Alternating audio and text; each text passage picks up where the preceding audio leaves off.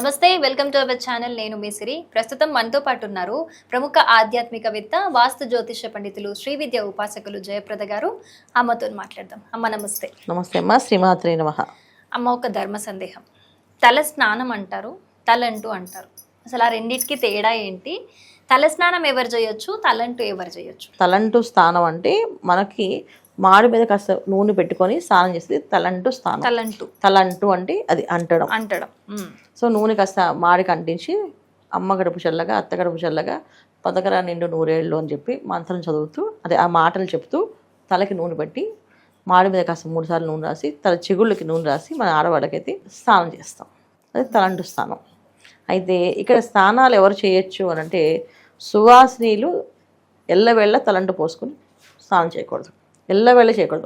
వాళ్ళకి ఒక వారంలో ఒకరోజే చేసుకోవాలి. ఆ ఒక్కరోజు ఏంటంటే ఆ నూనె పెడతాము, ఏదో బయటికి వెళ్తాము, కొంచెం ఆ డస్ట్ పడుతుంది కనుక దాన్ని శుభ్రం చేసుకోవాలి కనుక తలంటు పోసుకునేది గురువారం పాటు సువాసినీలు పోసుకోవాలి. చాలామంది ఇప్పుడు ఏంటంటే ఇప్పుడు ఈ మధ్యకాలంలో గురువారం కాకుండా శుక్రవారం పోసుకుంటున్నారు. అమ్మవారు పూజ చేసుకుంటున్నామని, శ్రీచక్రం ఉంది మా ఇంట్లో అని, శివలింగ అభిషేకం చేసుకుంటామని, ఇలాగ శుక్రవారాలు సోమవారాలు తలంటు పోసుకుంటున్నారు. అయితే మనకి శాస్త్రంలో ఉన్నది ఏంటి? సువాసిని తలంటు పోసుకునేది గురువారాలు, పూర్వ సువాసినిలు తలంటు పోసుకునేది సోమవారాలు. పూర్వ సువాసినిలు అంటే బత్త లేకుండా ఉన్న ఆడవాళ్ళు సోమవారం పూట పోసుకోవాలి, తలంటు పోసుకోవాలి. ప్రతిరోజు తలస్నానం చేయాలి. వాళ్ళు బత్త లేని వాళ్ళు ప్రతిరోజు తలస్నానం చేయాలి. అంటే తలస్నానం అంటే మామూలుగా షవర్ దగ్గర స్నానం చేయడం అన్న, అంతే. ఓన్లీ నీళ్ళు పోసుకోవడం అండి. తలంటు అంటే నూనె పెట్టుకుని తలంటు తల రుద్దుకోవడం అండి, దాన్ని తలంటు అంటాం. ఈ తలంటు స్నానం మాత్రం వారానికి ఒక రోజు సోమవారం పూట చేసేవాళ్ళు. ప్రతిరోజు మామూలుగా నీళ్ళు పోసేసుకునేవాళ్ళు తలమించి వాళ్ళు. పూర్వ సువాసినిలు. సువాసిని మాత్రం ప్రతిరోజు నీళ్ళు తలంటు స్నానం చేయకూడదు. సో వాళ్ళు వారం ఒక రోజే పోసుకునేవాళ్ళు. అది శుక్రవారం చేసుకోవచ్చు, గురువారం చేసుకోవచ్చు, ఇబ్బంది లేదు. తలస్నానం చేయొచ్చా సుహాసినిలు? అదే రోజు తలస్నానం చేయకూడదు. వాళ్ళు తలస్నానం చేయకూడదు, తలంటుకోకూడదు. వారానికి ఒక రోజు తలంటుకోవాలి. ఒకటే రోజు తలంటుకోవాలి. అది శుక్రవారం చేసుకుంటారా, గురువారం చేసుకుంటారా, అది మీ ఇష్టం. ఉపవాస దీక్షకి తలస్థానానికి సంబంధం లేదు. మన ఇంట్లో ఏదైనా కార్యక్రమం పూజకి తలస్థానానికి సంబంధం లేదు. వ్రతాలకి నోములకి తలంటు పోసుకొని లేదు. కాకపోతే ఏంటంటే ఇప్పుడు మనం తిరుగుతుంది పొల్యూషన్లో తిరుగుతున్నాం కనుక డస్ట్ బాగా ఉంటుంది కనుక తలలో డస్ట్ ఉంటుంది కనుక తల రుద్దుకుంటాం. ఇంకొకటమ్మా, మంగళవారం ఉపవాసం ఉంటున్నారు ఎవరైనా, ఒక ఫాస్టింగ్ ఉపవాసం కంప్లీట్గా తినకుండా ఉంటున్నారు. సోమవారం రోజు లేకపోతే సండే రోజు అనుకుందాం, సండే రోజు వాళ్ళు నాన్ వెజ్ ఏదో తిన్నారు. సో సోమవారం రోజు లేకపోతే మంగళవారం రోజు ఖచ్చితంగా తలస్నానం చేస్తారు. మంగళవారం పొద్దునే మాకు ఉపవాస దీక్ష ఉంటుందని. అప్పుడు మరి ఏదైనా నాన్ వెజ్ తిని దీక్షకు ఉండాలి అని అంటే చేయాల్సిందే కదా. ఇప్పుడు ఇవన్నీ మనం పెట్టుకున్నవి మాట. అంటే సువాసినిగా మనం వచ్చినప్పుడు ఇంట్లో ఏదైతే గౌరీ పూజ చేసుకొని ఇంట్లో ఎప్పుడు అత్తగారింటి అడుగు పెడతామో ఆ రోజు నుంచి మనం చేసుకోవాల్సింది ఏంటంటే ప్రతిరోజు ఇంత పసుపు కొంచెం ఇలా ఇక్కడ రాసుకోవాలి, బుగ్గలకి స్నానం చేసి ఇలా రాసుకొని ఏంటి ఇక్కడ సింధూరం పెట్టుకుంటాం కదా, మనం కుంకుమ పెట్టుకుంటాం. ఈ తలంటు ఇక్కడ పాపిల్లో తాకేమంటే ఇది గంగాదేవి ఉంటుంది ఇక్కడ. సో ఆవిడ తాగితే సర్వ పాపాలు పోతాయంట కదా. సో అందుకని ఏంటంటే మనం ఇక్కడ జస్ట్ అలా టచ్ చేస్తాం.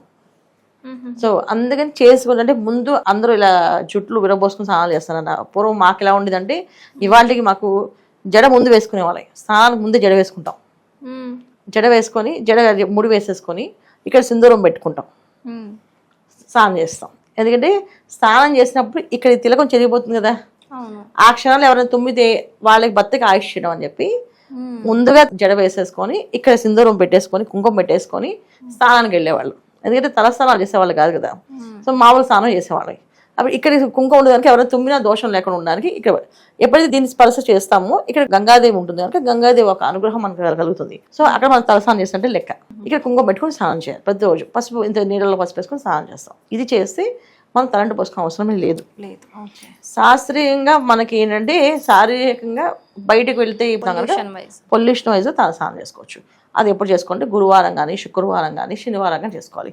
మంగళవారం కానీ, బుధవారం కానీ, తర్వాత ఆదివారం కానీ తలంటు పోసుకోకూడదు ఆడవాళ్ళు.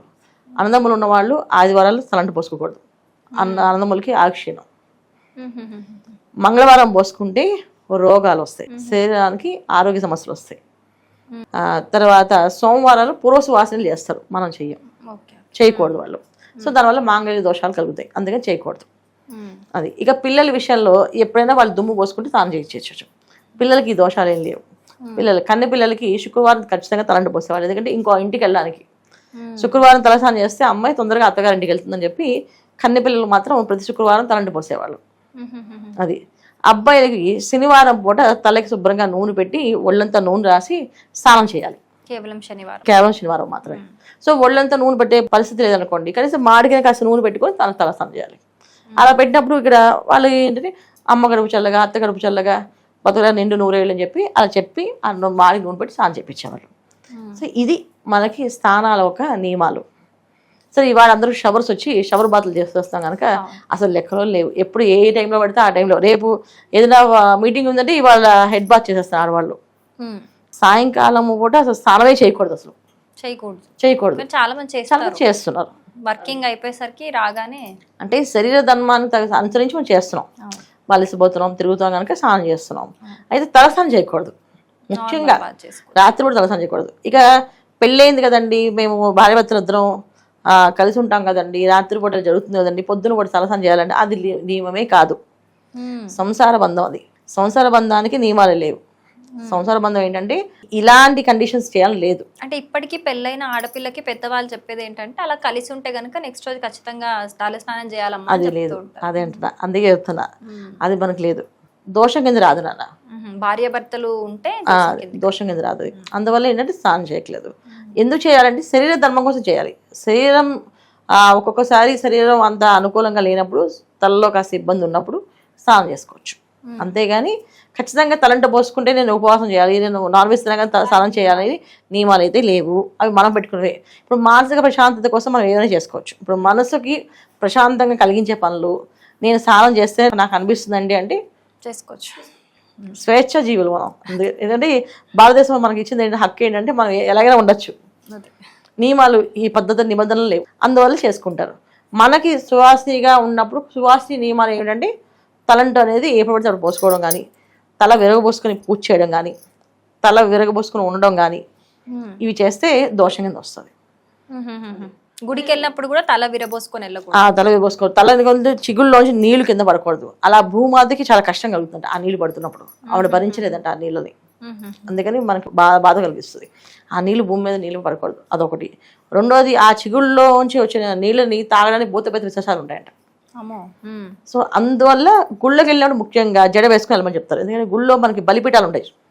మీరు ఎప్పుడైనా గమనించండి, గజ సంబంధంలో చిన్న పీఠంలో ఉంటుంది రౌండ్గా, అది బలి.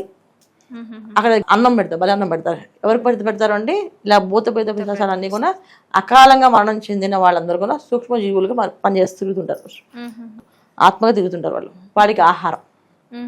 సో వాళ్ళకి ఈ నీళ్ళతో పడితే ఈ నీళ్ళతో కూడా మనకున్న పుణ్యాన్ని లాగేసుకుంటాయి. అందుకని దాన్ని ముడి వేసుకోవాలి. సో జడ వేసుకున్న లాస్ట్ చిగురిని కనిపించకుండా ఇలా ముడి వేస్తారు. పూర్వం జడ వేసుకున్నప్పుడు దాని కింద చిగురిని ముడి వేసి పెట్టేవాళ్ళు. అండ్ ఒకళ్ళు జుట్టు విరబోసుకుని జుట్టు తక్కువ ఉన్న వాళ్ళు కింద ముడి వేసుకోవాలి. అది సో మూడు ఖచ్చితంగా వేసుకుంటేనే ఆ ఒక ఫలితం వాళ్ళకి పూర్తిగా వస్తుంది. అది ముఖ్యంగా పూజలు, నోములు, వ్రతాలు చేసినప్పుడు చీర కట్టుకోవాలంటే చీర కట్టుకున్నప్పుడు కొంగుని ఇలా వదిలేయకూడదు. ఈ కొంగుని ఇలా తీసుకొని ఇక్కడ దోపాలి.